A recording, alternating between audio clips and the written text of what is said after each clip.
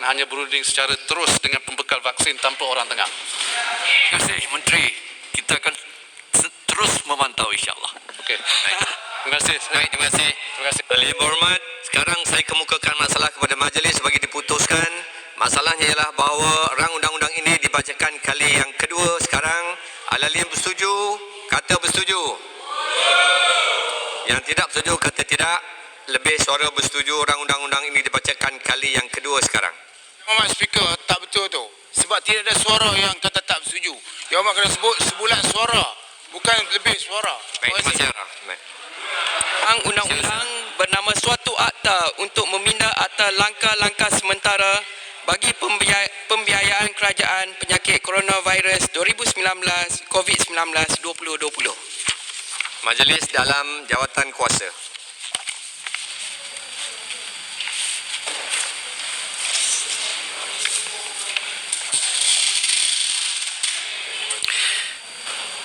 Pasal 1 dan 2. Pasal-pasal 1 dan 2 jadi sebahagian daripada rang undang-undang. Ucap. Pasal-pasal Pasal 1 dan 2 tadi saya nak sentuh satu, iaitu di bawah program Lala Initiative. Lala Initiative dibagi 14.1 bilion tetapi tambahan tidak ada. Jadi saya nak bertanya, kenapa tambahan ini tidak dimasuk kepada pegawai-pegawai yang telah dibuang kerja seperti pembantu-pembantu guru, pegawai PLKN, jasa. Kita bagi subsidi upah dan sebagainya. Ini kita telah cadangkan dulu supaya Lala Initiative ini dimasukkan. Lain langsung tak dimasukkan Lala Initiative. Kawan-kawannya kita bagi katakan 20 juta sudah cukup untuk menampung kos pembuangan guru-guru, pembantu guru semasa kerajaan PH dulu. Yang bagi saya ini adalah satu perbuatan agak kejam. Jadi kita betul balik masa tambahan COVID-19. Itu ya. Terima kasih. Sila Menteri kalau nak menjawab. Yang Muhammad Arau, nanti kita akan melihat ni sekali lagi. Saya tidak ada jawapan untuk pada masa kini lah. Kena lihat perpecahan tu mungkin ada, tapi saya tidak boleh memberi komitmen pada pagi ini untuk berkenaan pecahan itu. Terima kasih. Terima kasih Menteri Kewangan. Pasal 1 hingga 2 jadi sebahagian daripada rang undang-undang. Sila Menteri Kewangan. Datuk Pengerusi, saya mohon mencadangkan rang undang-undang ini dimaklumkan kepada majlis sekarang. Yang berhormat, masalahnya ialah bahawa rang undang-undang ini dimaklumkan kepada majlis sekarang. Ahli yang bersetuju, kata bersetuju. Yang tidak bersetuju, kata tidak.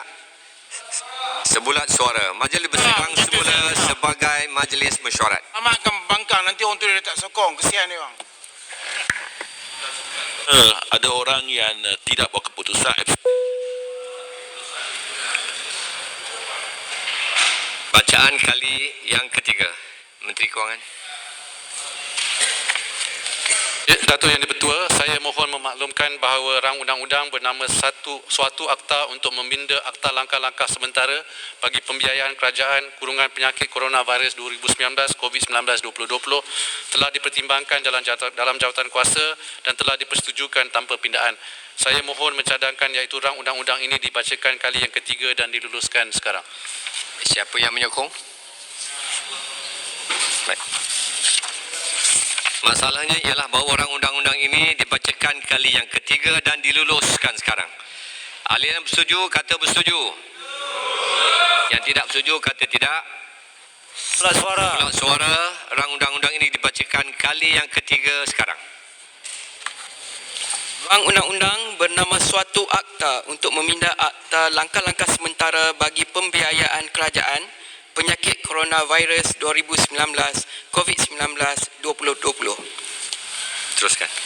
Rang undang-undang cukai jualan pindaan 2020 bacaan kali yang kedua. Sila Menteri. Atau timbalannya.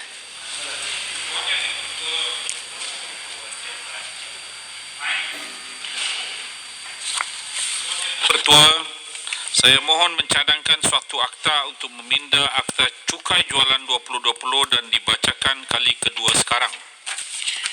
Tuan Yang Dipertua, rang Undang-Undang Cukai Jualan Pindaan 2020 yang dicadangkan adalah merupakan pindaan susulan kepada pindaan yang telah dilaksanakan ke atas Akta Kastam 1967.